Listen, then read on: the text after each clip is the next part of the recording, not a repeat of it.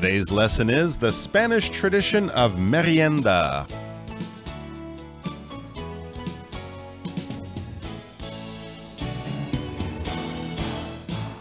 Hi, I'm Mike. I'm Miguel. I'm Candice, or Candida. Ooh, we have our Spanish personas on again today because it's the second day of our look at Spanish tea. I guess we could call it Spanish tea. I'd Spanish say tea Spanish time? afternoon tea or tea time, Yeah, yes. Spanish afternoon tea. There you go. It's a little bit different. The food, of course, would be a little bit different, but the time it's served, around 4 p.m., is similar to the English afternoon or high tea. And the reason you do it, it's kind of that little snack between your lunch and your dinner, the thing that gives you a bit of an afternoon pick-me-up when your energy starts to drop or flag. Your energy flags, as we might say. And people in Spain will get together with friends, family, colleagues, I guess, co-workers if you're at the office, and enjoy merienda in the late afternoon as a little meal. Sounds really nice. Yeah, I think it's the perfect opportunity just to relax and, of course, to bridge that gap until dinner time, because I wouldn't be able to last all the way to 9 o'clock while waiting for supper. That's true. They do eat dinner quite late. So, yeah, why not have merienda? There's many good reasons to enjoy it. All right, we're going to be looking at some of the history of merienda and also find out that it's not strictly a Spanish practice or custom anymore. It's gone all over the world, and as it's traveled, the menu has changed too. So we're going to be learning about some of the interesting foods that people in other places might be eating for their lovely meriendas in the afternoon. So let's listen to the first part of the article now. Over time, the custom of merienda spread from Spain to other parts of the world, particularly those with a history of Spanish colonization. For example, merienda is enjoyed throughout the Spanish-speaking countries of North, Central, and South America, including Mexico, Argentina, and Uruguay, among others. At the same time, different countries have adapted the meal to suit their own particular tastes and preferences.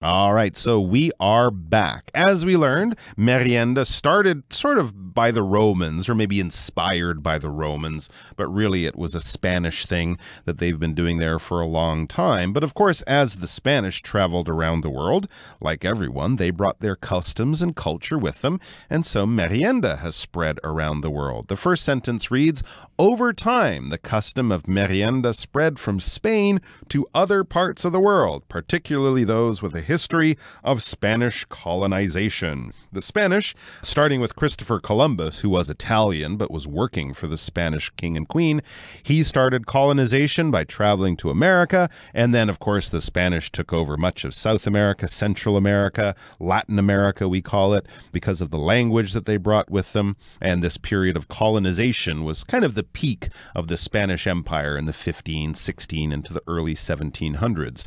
And as they traveled, as I said, they brought their language, their religion, and their culture with them. Of course, at the time, colonization was seen as the ideal way to expand trade routes to get goods and supplies that they didn't have in their own country, and also to extend and increase and solidify their power around the world. So if they colonized more than one country, of course, the Empire of Spain would have more wealth and resources and therefore more power. And so, of course, today there are many ongoing problems because of colonization, but that's a story for another day. I come from Cape Town, for example, in South Africa, and Cape Town was first a Dutch colony in the 1600s because at that time, the Dutch needed a place for sailors to stop and get fresh food. You know, at the time, there was no vitamin C, there was no fresh vegetables on the ships, so they needed somewhere to get fresh fruit and vegetables. And, of course, the Cape Colony was conveniently located along their trade routes. So the Dutch established a colony, and, of course, as you say, when places colonized, they bring their language and their culture and their traditions with them. And, of course, later, Cape Town became a British colony. So both the Dutch and the British governed the Cape Colony. And of course, that is the case in lots of the Spanish-speaking nations of the world outside of Spain. That's right. For example, we read merienda is enjoyed throughout the Spanish-speaking countries of North, Central, and South America, including Mexico, Argentina, and Uruguay, among others. I'm sure many of the others in there, Colombia, Peru, Ecuador, they probably do the same thing or in some way because they were also part of the Spanish Empire at that time. At the same time, different countries have adapted the meal to suit their own particular tastes and preferences, right? In the same way that Chinese food has traveled all around Asia, and now if we go to Singapore, we find a different form. Of course, in Taiwan, there's a slightly different form. And as it's traveled, people adapt the meal, adapt the food, adapt the recipes to fit their own tastes and preferences, and also the food that's available there. Some things just aren't available. When you adapt something, you kind of change it to suit the situation. You're not going to completely throw the idea out and come up with something entirely new, but you're going to change things a little bit. I mean, think of the way you change what you wear as the seasons change, right? Or as you travel. If you're in Taiwan in the middle of summer, but you're going to go to Argentina, well, there it's winter. So you're going to have to adapt your clothing in order to fit the weather and fit the temperature and the atmosphere and stuff like that. So you're changing things in a way to make it more suitable, more efficient, more useful, or something like that. So people have adapted merienda. You'll find people having it, but the menu, we're basically saying, will be different in different parts of the Spanish-speaking world. All right, we're going to find out more about some of these meals and how they've been adapted, how the menus are different. Coming up in our second paragraph, I'm starting to get hungry. For example, in the Philippines, a colony of Spain from 1565 to 1898, the foods enjoyed at merienda are different from those eaten in Spain. Whereas merienda in Spain features an array of snacks like olives, yogurt, fresh fruit, and sandwiches, merienda in the Philippines is more likely to feature local favorites like deep-fried bananas or stir-fried noodles with salted bread.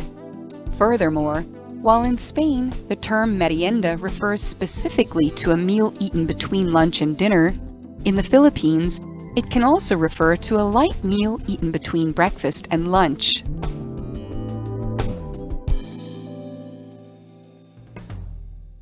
大家好，第二部分我们看到单字 colony， 这个字是名词，表示殖民地。举例来说 ，Hong Kong was formerly a colony of Britain。香港以前是英国的一个殖民地。也可以说 ，Many countries in Africa are former French colonies。许多非洲国家以前是法国殖民地。另外补充这个字的动词 colonize，C-O-L-O-N-I-Z-E colonize。这个字有殖民的意思。例如 ，The British Empire had colonized over a quarter of the world。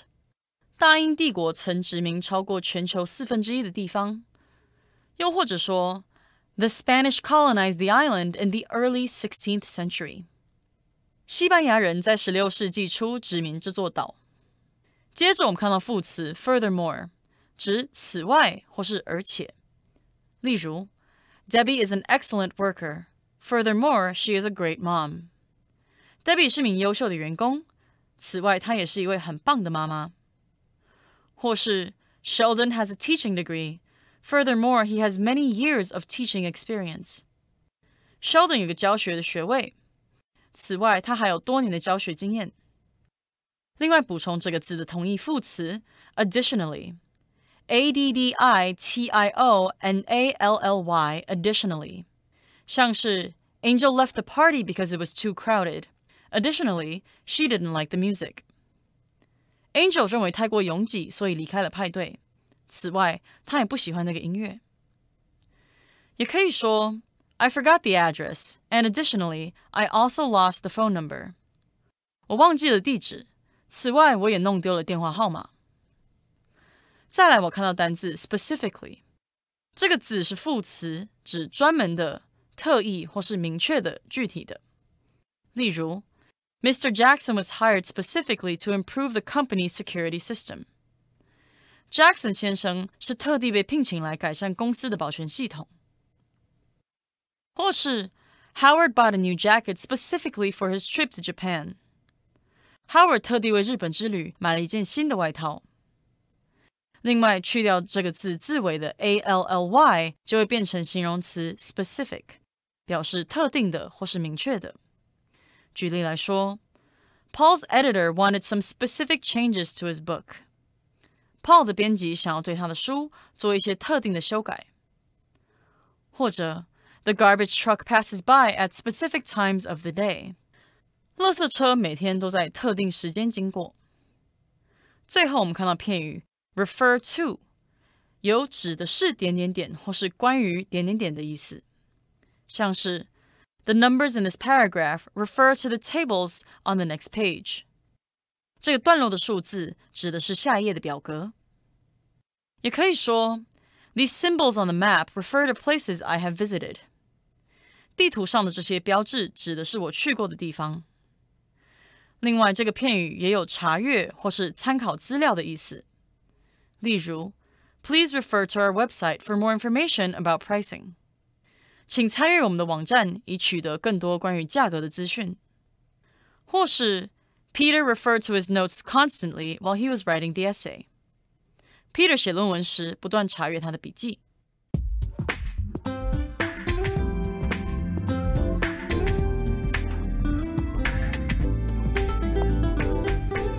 Okay, we are back. So, Spain was once a very powerful country, a big empire all around the world. They brought their language, tradition, customs, and food to different places. But as the food traveled, as the traditions traveled, like merienda, the food changed a little bit. So let's visit one colony of Spain that's actually not too far from here.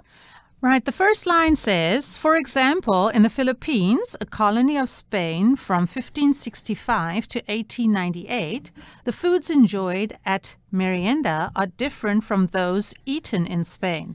So, of course, we were talking about adapting foods to fit a particular situation.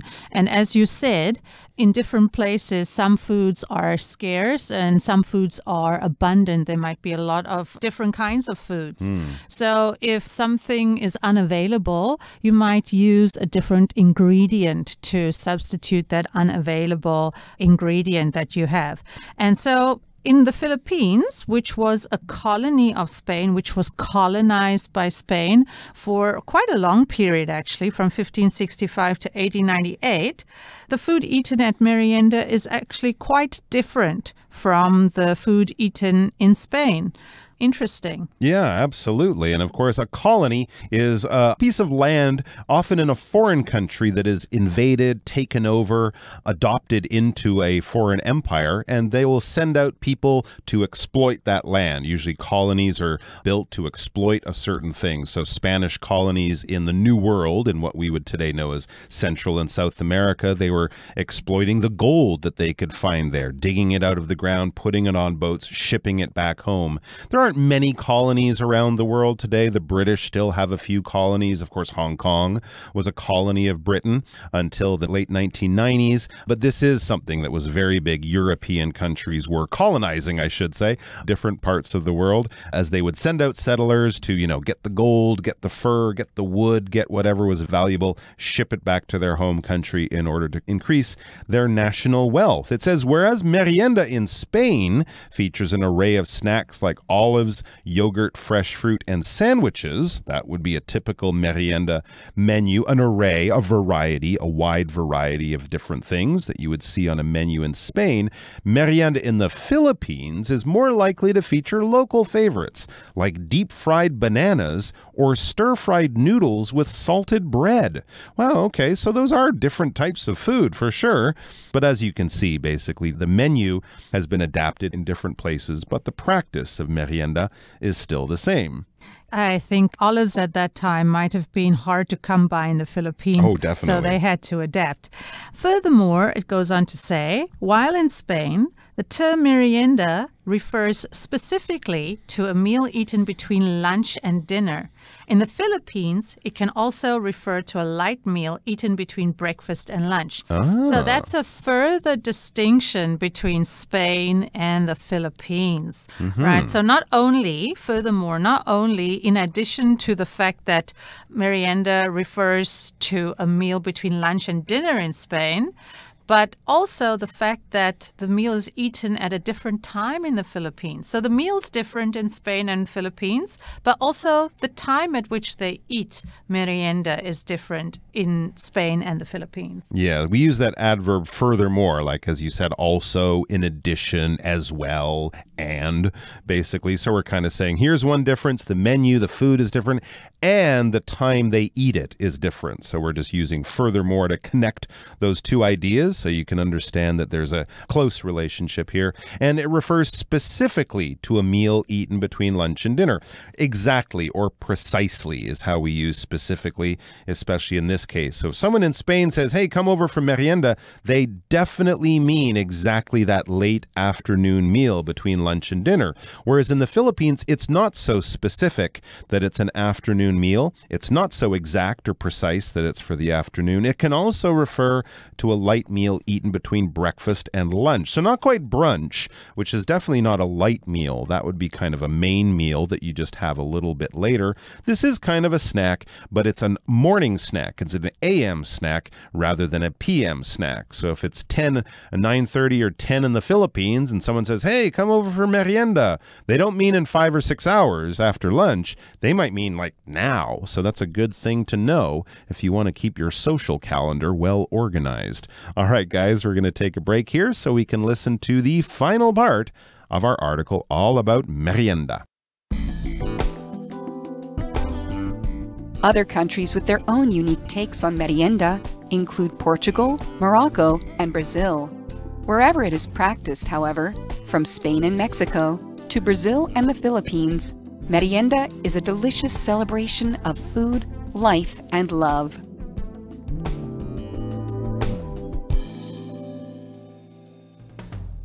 And we are back. So merienda, we can find it in Spain. We can find it in the Philippines. We can find it in lots of parts of the world. We've already learned that North, Central, South America, you can find people doing it there. Mexico, Argentina, Uruguay, the Philippines. And there are some other places where you can also enjoy it that maybe don't have quite as tight a relationship to that old Spanish Empire, right? But the influence is still there.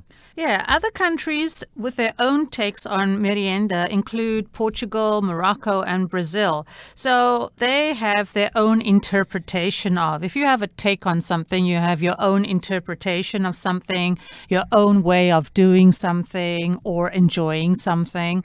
So in this case, they have their own interpretation on merienda. And so you can enjoy merienda in Portugal, in Morocco, and Brazil, but don't expect it to be the same as in Spain or, for example, the Philippines, which we've just talked about. Interesting. Portugal, of course, is right next to Spain, so you can understand that. Morocco is just south of Spain, and of course the Moors have a long history linking North Africa, Morocco, and southern Spain. And Brazil, that was part of the Portuguese Empire. So you can kind of see these are like cousins of the Spanish Empire. I guess you could think of them that way. Wherever it is practiced, however, from Spain and Mexico to Brazil and the Philippines, merienda is a delicious celebration of food, life, and love. Kind of saying, yeah, but people do it in other parts of the world that aren't necessarily part of Spain or the empire, but doesn't really matter. All of these different places, they kind of do it for the same reason, maybe in different ways, but for the same reason. It's a delicious celebration of food, life, and love. Notice how we're using delicious in a slightly different way. Normally, it's just using it to refer to tasty food, but here we're talking about a tasty celebration. In other words, something really enjoyable. A delicious food is really enjoyable, and a delicious celebration is also really enjoyable, as it should be, because a celebration is kind of a fun event, some kind of fun activity you're doing. It might be a special celebration like a birthday party or a Chinese New Year party, a weya, something like that. But it can also just be getting together with your friends. Maybe you haven't seen them in a while. Maybe someone had some kind of success in their life. Or maybe you're just like, hey, it's good to be alive. It's good to have friends and family who love me, who I love, who I like spending time with. Life is good. Let's get together and have some stir-fried noodles, some deep-fried bananas, and some olives and whatever the heck you want because it's the mid-afternoon, you're hungry, and it's just a good time to get together with friends and eat some delicious food. Sounds good to me. Yeah, I like these kinds of occasions because they are certainly happy occasions, and it gives you the opportunity to enjoy the simple pleasures which they outline here. The simple pleasures in life are really food, life, and love. And of course, you do that with either your friends or your colleagues or your family. Yes, absolutely right. It's a good way to squeeze a little bit of joy out of life for sure. All right, guys, let's listen to our Chinese teacher, and then we'll be back with our discussion starter question.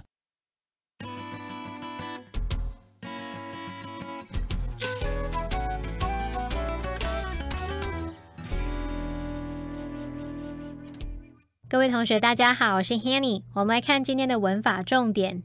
课文第二部分有一句写到，在西班牙的 Merienda 主要有大量的点心，像是橄榄、优格、新鲜水果和三明治；而在菲律宾的 Merienda 则比较可能有当地特别喜爱的食物，像是油炸香蕉啊，或是咸面包、炒面之类的。好，文中它是用到连接词 whereas， 它就跟 while 一样，可以用来连接两个对比或是不同的陈述，去表达而怎么样，或者是然而怎么样。好，那么引导的子句呢，可以把它摆在主要子句之前或者是之后。假设我们说 Sarah has straight hair whereas her sister has curly hair， 就是说 Sarah 是直发，而她的妹妹是卷发。我们用 whereas 去呈现这两个对比咯。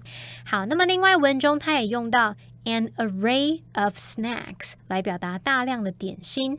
这个名词 array 它表示阵列、陈列。An array of 则可以表示大量的什么、大批的什么，后面可以接复数可数名词或者是接不可数名词。只是要特别注意 array 常常用单数表示，那你可以在它的前面加上 wide、vast、whole 等等的形容词去修饰。举例来说 Their products are available in an array of colors and designs。 他们的产品有许多不同的颜色和设计可以选购。好，那我们接着读到课文第三部分第一句，他说其他有自己独特变化的 Merienda 的国家包括葡萄牙、摩洛哥和巴西。那文中用到 take 来当名词，这时候它是指说独特的处理方式或者是变化。那这个 take 也可以指诠释看法的意思，后面常常会接 on 加名词。当我们说 somebody's take on something， 就是表达某人对什么什么所做出的诠释看法。当我们问说 What's your take on the issue， 就是问你对于这个议题有什么看法呢？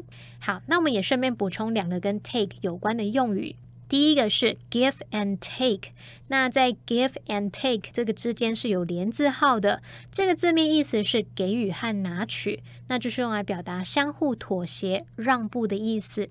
那注意 give and take 是当名词来用，举例来说 Marriage requires a lot of give and take，婚姻需要许多的让步妥协。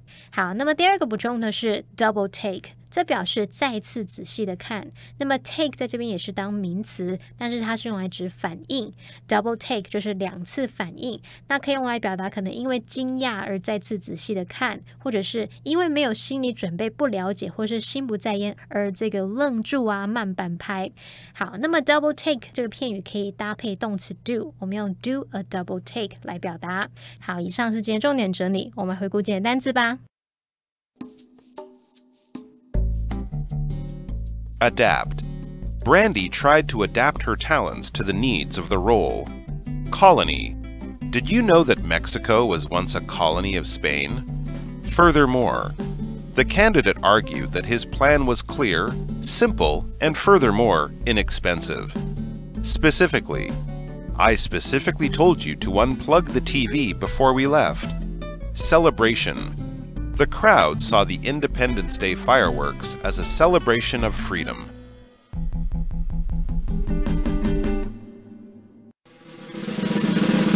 Discussion starter starts now! And our discussion starter is, would you like to live in a culture in which merienda is traditionally eaten? Yes, I'd love to live in a culture that practices merienda because it slows down the pace of our hectic lives and it does help us to enjoy the simple pleasures like delicious food in the company of friends and family. All right, well, I'll take the opposite point of view. No, I wouldn't like to live in such a culture because I like to eat a chocolate bar in 30 seconds while sitting at my desk because I want to work as much as I possibly can. That's not really how I feel, but there's an answer for you. How about you guys? How do you feel about merienda? Would you like to do it? Try it out, or maybe even live in a place where you're going to be eating a little bit later, going to bed a little bit later, but maybe getting a little more pleasure out of life. Who knows? Might be worth a shot. Well, that brings us to the end of another edition of our program, and please make sure you join us again next time. From all of us here, I am Mike. I'm Candice. See you next time.